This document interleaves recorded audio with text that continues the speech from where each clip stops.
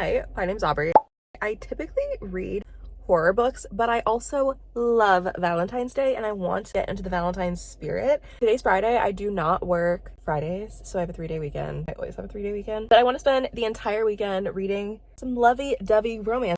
I'm at the library to pick up some romance books because I don't think I own like any that I haven't read. I just went to 7 Brew and I got a medium ice blondie with toasted marshmallow, half sweet with 4 shots. It's very good. I don't really have a game plan because if I'm being honest with myself, I don't really expect to find anything that I want to read at my library because I kind of live in like rural Trump country. So any sort of like diverse romance, you're not finding it here. Or just like any new popular releases. But maybe they have like some Beverly Jenkins or something if they're feeling a little crazy.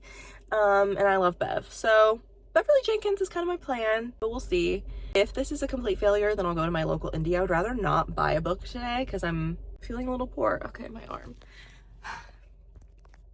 My arm's hurting. Let's change the angle. I'd rather not spend money on books today, but if I don't find anything here, we're obviously going to be resorting to like Libby or potentially my local indie, which is right around the corner. Can we talk about 7 Brew for a second? Because we just got one in my town, which is really exciting because we really don't have a lot of coffee shops here. Their proportions are so whack. This is coming from somebody who like used to be a barista for years. In my opinion, if I go to a coffee shop and I order a small, a medium, or a large, you should all taste the same, but just in different sizes, right? I don't know if that's like a crazy thing to think. 7 Brew doesn't do it like that. Their proportions are so fucked and they're not proportional to like the sizes. So for example, a small and a medium, they both have 2 shots of espresso. But obviously a medium has like way more milk in a latte or whatever. So whenever I go, I have to like order all the, if I want to do a different size, I have to like order all these extra shots, less syrup, which is crazy. Also, how have they made cow's milk like so trendy again? Because I would never order a latte with cow's milk, but now getting a breve latte, well, this shit's good. All right, let's go into my library. I'm not gonna film in there because I'm shy.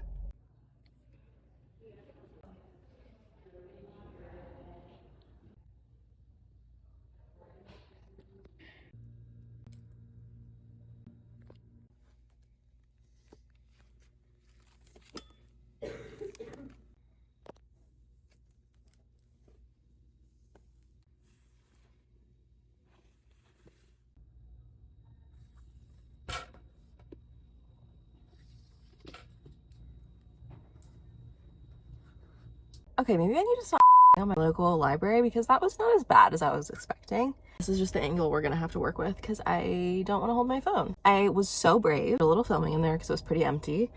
And this is what I got. Sunshine and Spice. This is a matchmaking one. I also found Lunar Love, I think it's called, which I thought about getting, but that one was also a matchmaking romance, and I really don't need to read 2 matchmaking books this week. Naomi Kelly will do anything to make her brand consulting business a success when she lands a career-saving contract to rebrand the Mukherjee family's failing local bazaar. She knows there can be no mistake, blah, blah, blah. So matchmaking romance looks cute. I also have Zora books her Happy Ever After. This is the same author that wrote Savvy Sheldon Feels Good as Hell. I did not read that book, but I remember when it came out and it was popular. This one says a heart-pounding curvy romance about an indie bookstore owner who finds herself in a love triangle when she meets the author she's had a crush on for years and his best friend.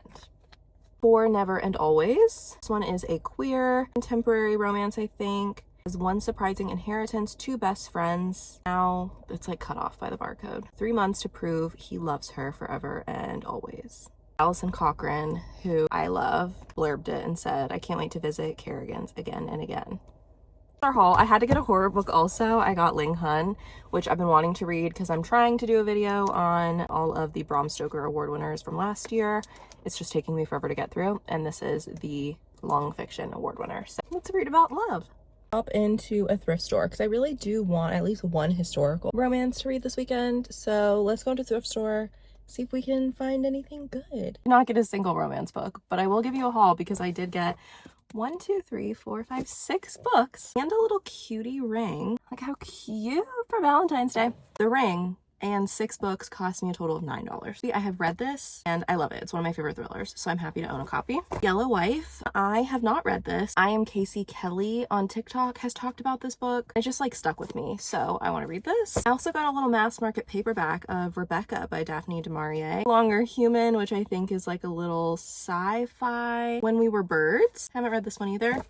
And then I also got a hardcover copy of The Hunger Games. I own Catching Fire in hardcover, Ballad of Songbirds and Snakes, and I'm going to be buying the new one that's coming out in March. Needed the first one and Mockingjay to complete my collection. It's pretty successful for a thrift store trip. And a ring for $9. Sorry, you can't beat that. I don't really plan to leave my house again today, so I changed back into some fresh PJs. I'm gonna start with For and Ever and Always because I think this is the longest of the books that I chose. It's also a second chance romance, which I love. I also forgot to update and let you know I do have an audiobook on deck that I've already started, which is Deep End by Ali Hazelwood. I'm really excited about this one, but I have such mixed feelings about Ali Hazelwood. I read Love Hypothesis years ago when it came out, and it was one of the first romance books that I read when I got back into reading, and I loved it. I had so much fun with it. And then I read one of her little novellas, I forget which one, and I absolutely hated it. After that, I was like, I'm not reading her stuff again. I figured I had only liked the first one I read, The Love Hypothesis, just because I hadn't read a romance book, hadn't read many before that, and what I had read of hers was so much of like, I'm so little and he's so tall, and I was just like, no, I'm done with that. I gave up on her. Well, then I saw everyone talking about Deep End and how it was absolutely her best book. And it was one of Libra FM's free books for influencer program. I decided, let me download it. Let me give it a try. Both of the characters are divers, which is interesting because typically I hate a sports romance, but divers, like that's a little different. I'm like 10% into it and I'm actually having fun with it so far. So I will update you on that one as well. But for now, we are starting with For Never and Always.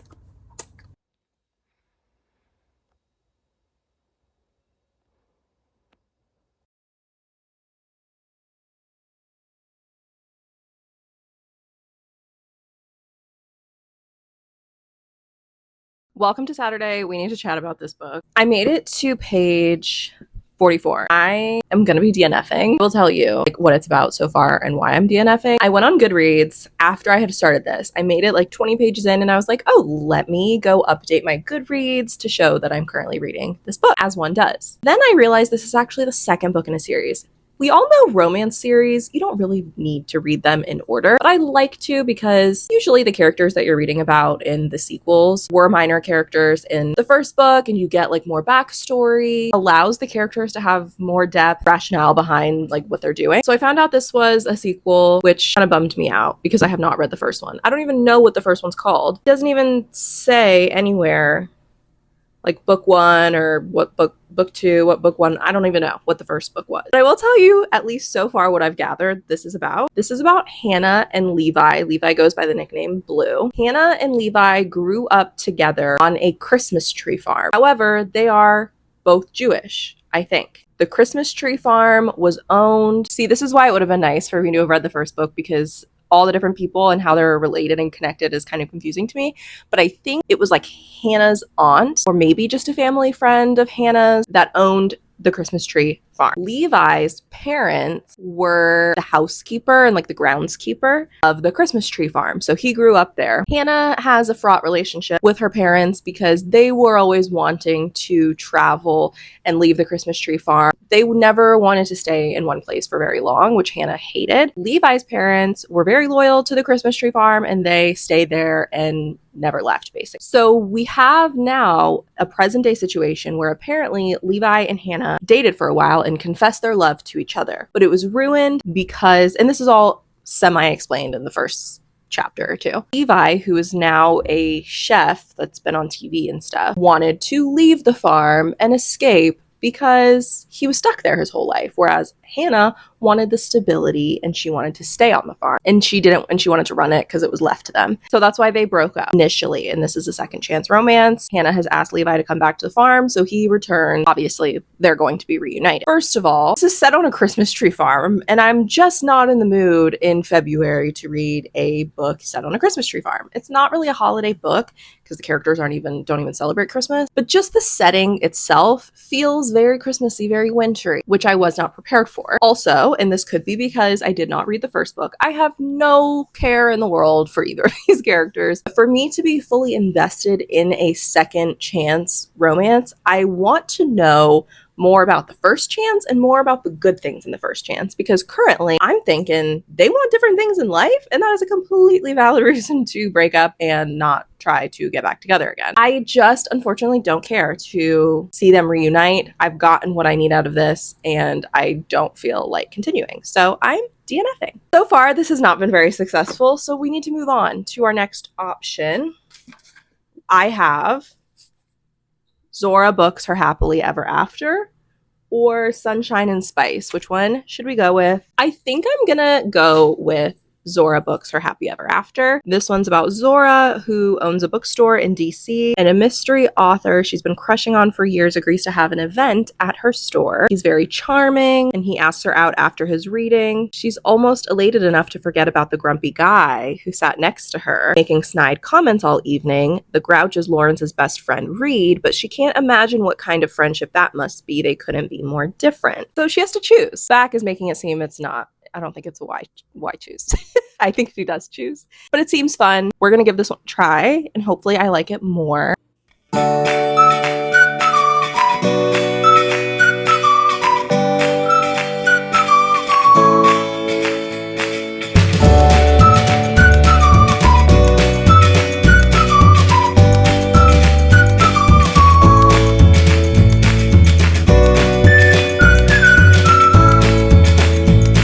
I'm 35% into Deep End. I'm having so much fun with it, so I'm about to go on a hot girl audiobook walk to make some more progress. I said a couple things before that were wrong. First of all, they are not both divers. The male love interest is a swimmer, and there is some STEM stuff because they are both pre-med and like applying to med school. I like that it's a college setting. So if you're unfamiliar with the premise of this book, it's about Vandy, or Scarlett, and Lucas. Vandy is a diver, and she recently had an injury that has really messed with her head and made it so that she cannot dive as well as she used to, not because of the physical injury that has now fully healed, but it's just a mental block. One of her fellow diving teammates, named Penelope, has dated this Swedish swimmer who apparently is an Olympic gold medalist that goes to their school for years. They're like the power couple. Everyone knows them together. And at the beginning of the book, Penelope decides that she wants to break up with Lucas because Lucas is into some spicy stuff that Penelope's not into. Doesn't want to be in a relationship with someone forever that doesn't have the same like sexual interests as her. She confides in Vandy about all of this, and Vandy tries to help her because Vandy is into some kinky shit too. So she tries to help Penelope. You know, I was with a guy who wasn't into the same stuff, but we were able to have a semi-fulfilling sex life. I think it's possible for you and Lucas. You guys are great together, blah, blah, blah. Well, they do end up breaking up. And of course, Lucas and Vandy, you know, they have a little something for each other. Now, I have to say, from the get, I was like, I don't think I'm gonna like this because I do not, you know, like girl code, you know? I don't really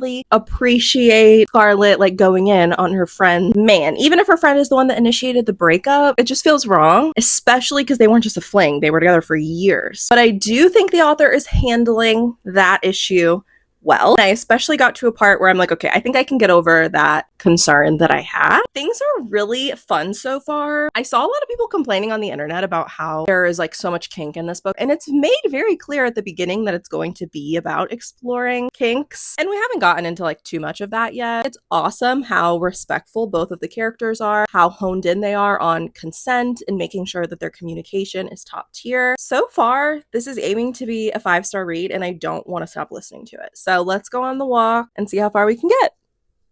This readathon has turned into a week-long readathon instead of a weekend one because my weekend was kind of unsuccessful. Here we are on Tuesday. I have some updates. Zora books Her Happy Ever After. I made it to page 79, and I'm going to be DNFing this one as well.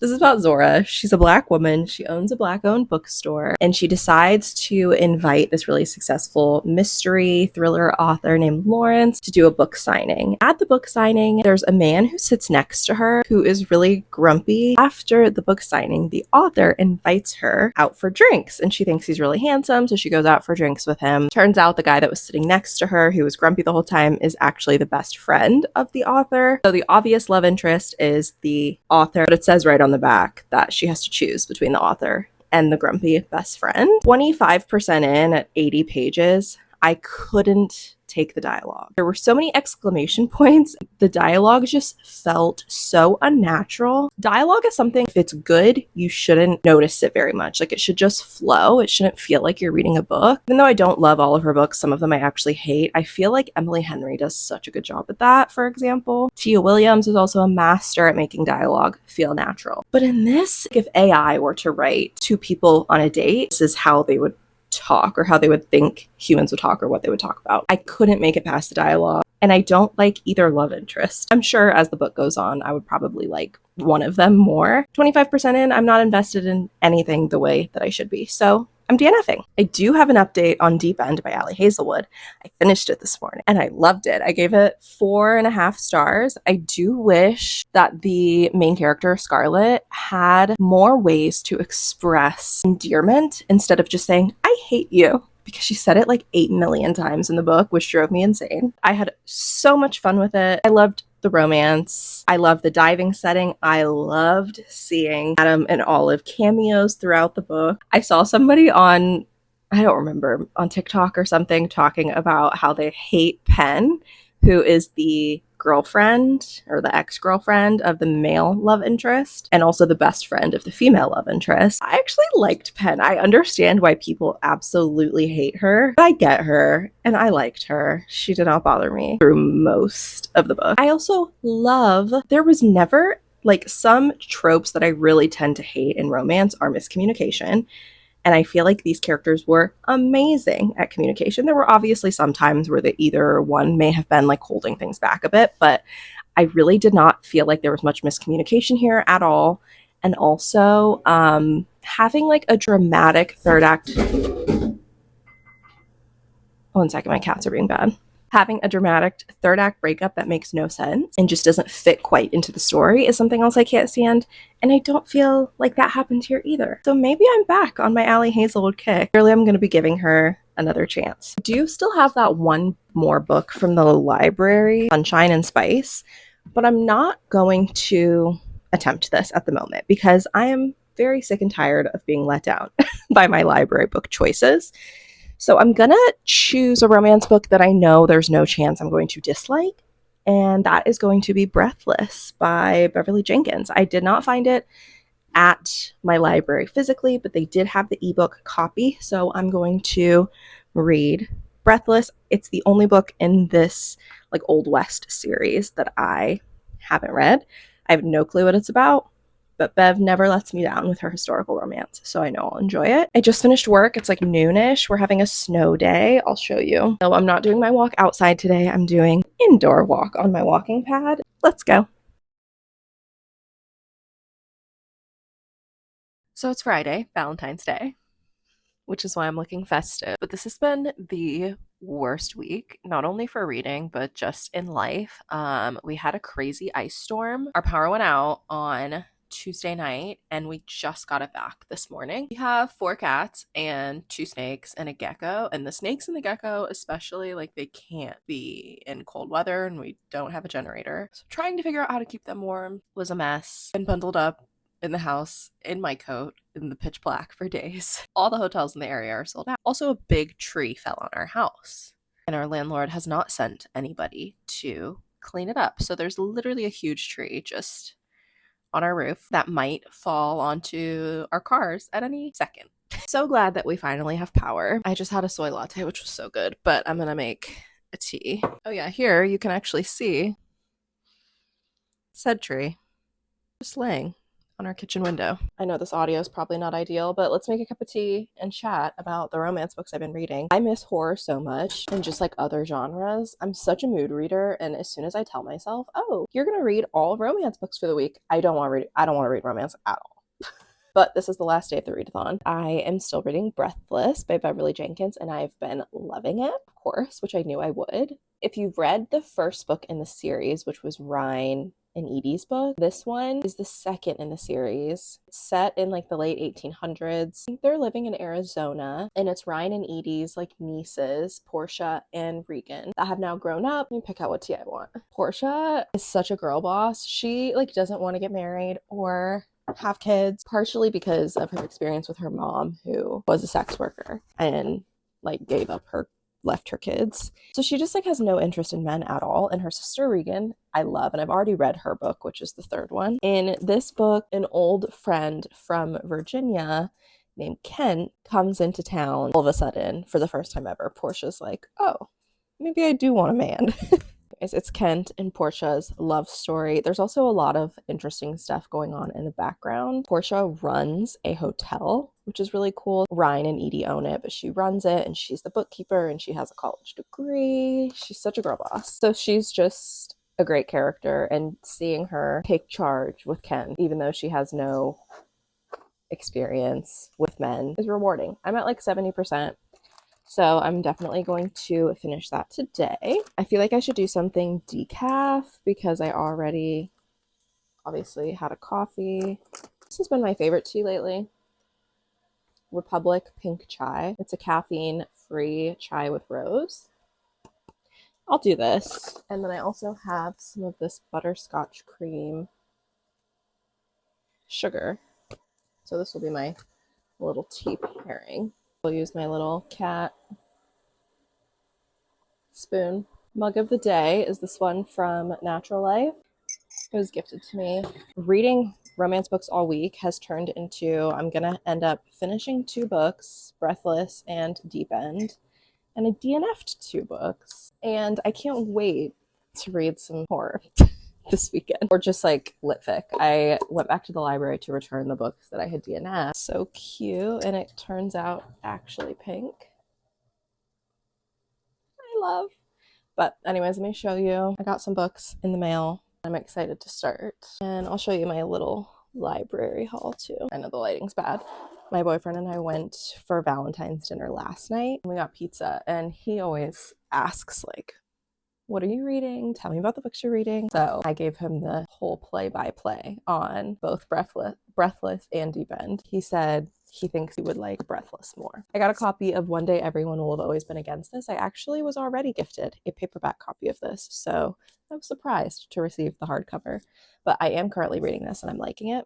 I got the paperback of A Love Song for Ricky Wilde. I've already read this and I loved it. So I'm excited to own my own copy. And then, big exciting gift from Harper Via, Make Me Famous by Maud Ventura, who obviously was the author of My Husband. This comes out in May 2025. And then at the library, I might do a video talking about like reading short books, or a vlog reading short books. I picked up a few I think would fit that. And some of these I've actually, I don't think I've heard of any of these before. Honey, I Killed the Cats by Dorota Mistowska. I'm sure I'm butchering that. It's translated from Polish. I also got Goodbye Sugumi by Banana Yoshimoto. I've read a few books by this author and loved them. Animals Eat Each Other by Elle Nash. Look at this cover. Look at these kittens. This is Hawk. Her sister Darla, outdoor cats that just appeared at our doorstep, and we fed them outside for months, and then it started getting really cold out. So we decided to TNR them, but they actually were never released outside. They've been inside. So Hawk, the gray kitty, is scared of us. She doesn't let us pet her or come near her. Darla, though, she's a little lover girl. Anyways, happy Valentine's Day. I'm going to finish Breathless. I'll check in once I'm done to wrap up this week of reading romance book. Longest week of my life. Just kidding. I'm not a romance hater. I do read romance. I just cannot read one whole genre for an entire week.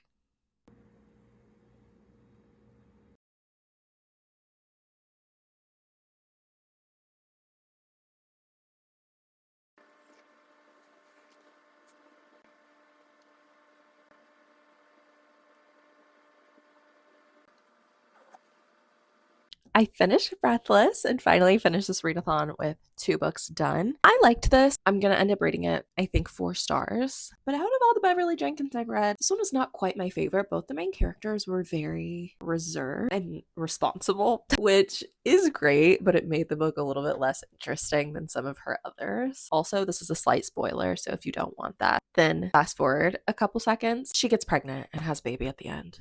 I don't hate that in every romance book. I'm child free by choice, so I prefer not to have every romance book end in babies. But for this one especially, it just did not make sense because she talked the whole book about how she didn't want to get married and have babies. And I know it was out of fear and like she felt safe with this man, so now she feels like she can. Why did that have to be something that like was fixed? You know what I mean? Like, why couldn't she just not want to have kids and then not have kids? There was this whole plot line in the middle about her obtaining birth control, which was really awesome. And then it seems like it was never even used. That's my big gripe with this one, but overall I did have fun with it. Beverly Jenkins does such a great job at creating endearing characters, interesting storylines, excellent dialogue. She's just amazing. Definitely my favorite historical romance author. So that's a wrap on my romance readathon. Maybe we'll be doing another one next Valentine's Day.